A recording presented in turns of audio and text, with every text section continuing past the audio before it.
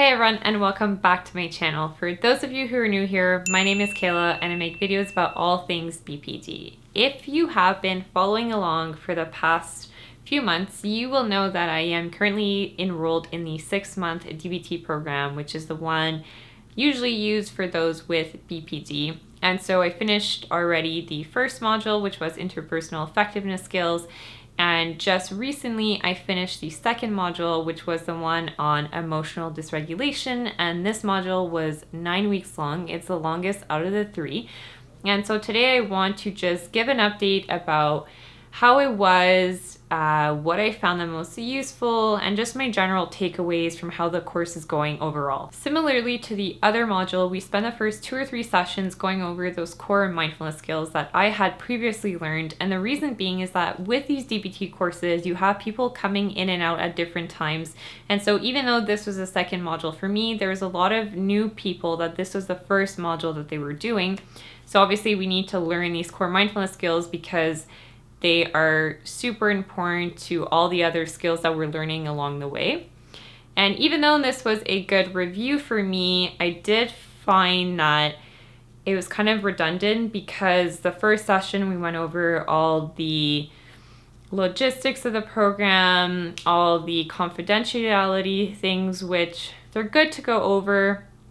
At the same time though, I feel like I got my good dose of it the first module, and I kind of just wanted to dive into the skills already. So that's maybe one thing that I didn't love about how this whole thing is set up, is that when I'm dedicating 2 hours a week to going to this course, I want to be learning new things, and that's just my personality. I like to learn, and even though the mindfulness skills, it is important to go over them again because we know mindfulness is super difficult.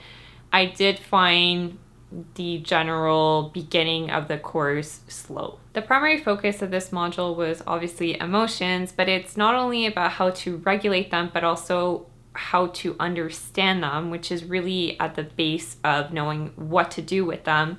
And so we were provided a list of words. So for example, sadness, and then there was 10 sub emotions that fall into the category of sadness.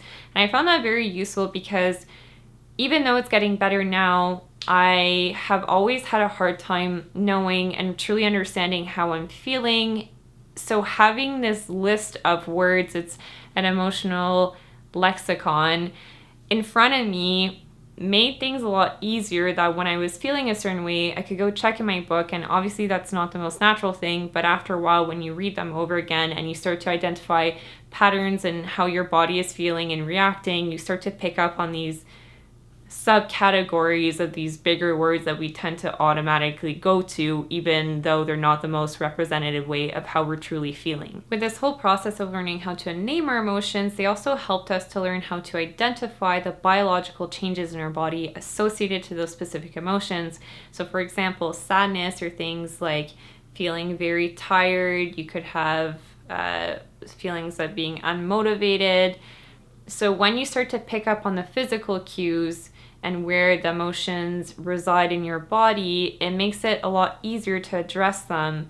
And when you name your emotions, it helps to bring them to light, which often makes them pass along faster than if you just ignored them. Once we learned not only to name our emotions and identify them in our bodies, we then moved on to the 3 main skills that we learned. So the first one being checking the facts, then we had doing opposite action, and then problem solving. So what happens with emotions often is that when we're in this emotion mind type of thinking, we feel sad, and so we perceive the world and events through this lens.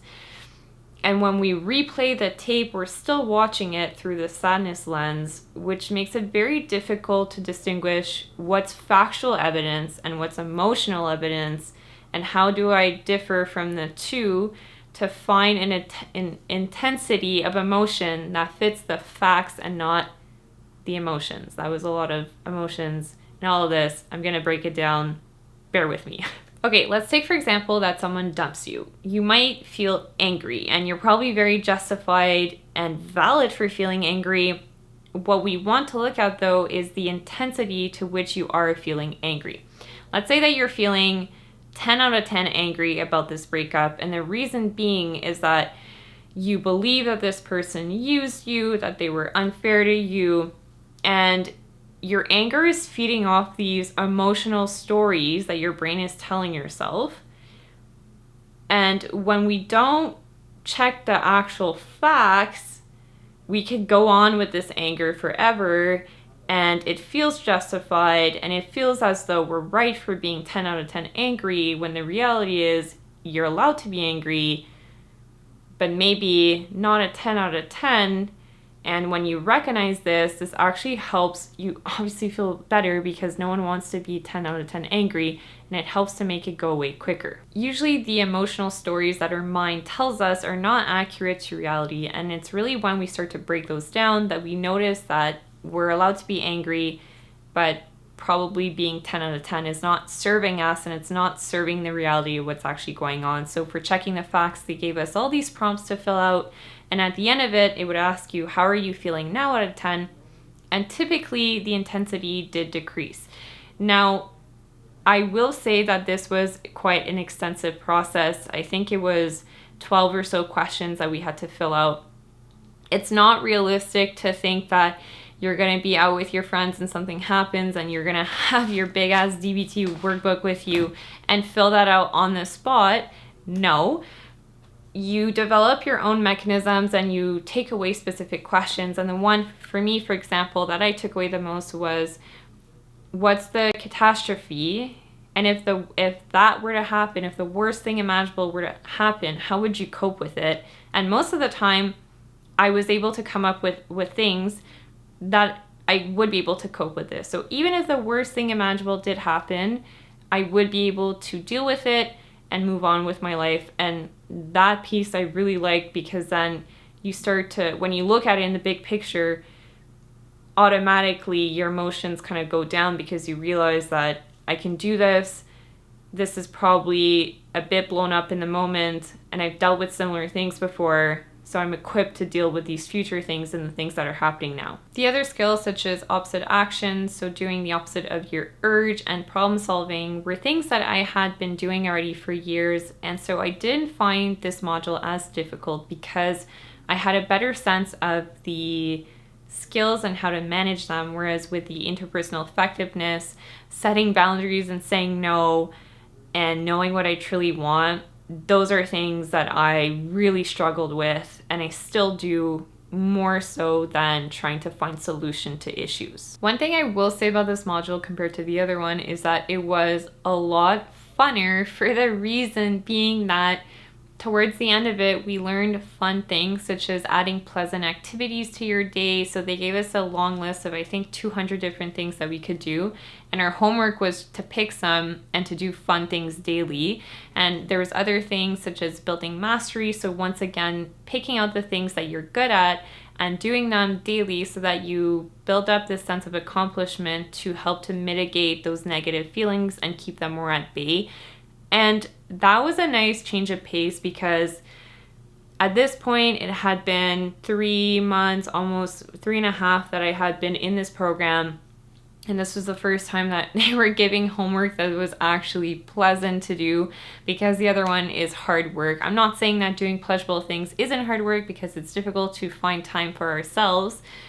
But I did really enjoy this about this module, that they put equally the emphasis on what to do with the negative emotions as building up the positive ones. The main takeaways from this module, really the things that I think sunk in the deepest, was this whole aspect of the catastrophe, and that even if the worst case scenario would happen, that we would be able to cope with it. Another thing that I did find valuable, and that kind of fell into this fun aspect of this module, was learning about our values and really mapping out the things that are important to us as people. I know that with BPD, there's this whole questioning of self and lack of identity, so that can be an issue. And this module did help to clarify the things that are important to me, and so that when I was doing activities they felt more true to me when I had my values aligned with them. For example, I am someone who has been meditating for quite some time now, and I still to this day do not consider myself someone who meditates. And I think the reason being was that I associated meditation with the value of spirituality. But I had this image in my mind of someone who has the value of spirituality as someone who does yoga every day, meditates, stages their apartment, does like astrology stuff, all things that I'm not into. And so when I redefine my values and realize that for me, meditating falls into my value of growth, it now feels authentic to me, and I do consider myself who meditates, but for different reasons. So it makes it easier now to do meditation, which is something that is healthy for me and good, that I struggled with a lot to force myself to do before, because I had this weird notion that if I was doing this one thing, it meant that I had to be doing these other things that fell into this category of spirituality. I can't talk today. That's fine. My last takeaway that I will say is definitely do this module if you can, if you have the option, before the interpersonal effectiveness skills. I know that my therapist and a lot of people who I've spoken to have told me that the order in which I'm following the program is weird. Typically, they start with distress tolerance and then emotional regulation, and then finally with interpersonal effectiveness skills. And I will definitely attest to that, because the first module that you're starting and you're already, that's the one where you have to say no to people and set boundaries, but you don't have the tools to know what to do with those emotions. When those things don't go well, it makes it really fucking hard. So for me, this module personally was not as difficult as the first one. That's very personal to me, though. I know that I spoke to other people in my group that they actually found this one way harder than the first one. And I didn't find it as challenging or maybe useful because, as I had mentioned, the skills that we learned were things that I was already doing regularly enough. But same thing with the last one, the whole bonding experience of sharing stories with others, the pleasant activities, which I really loved, and the defining the values piece was really crucial to me going further into the whole healing journey that I'm on. And I hate saying that because it's super cliche, but it's true. So that is it for my little recap of the second module of the DBT program. I hope that you found this useful and that this will inspire you to perhaps start your own DBT journey. As always, if you found this video useful, be sure to give it a like, because it is good for the YouTube algorithm, which means that the more people like this, the more people watch my videos, and the more people get information about DBT. And if you're not already subscribed to my channel, be sure to hit the little button down below, as well as the bell notification up top to get notified when I post new videos every Monday. On that note, thank you so much for watching, and I will see you back here next time for another episode of On the Line.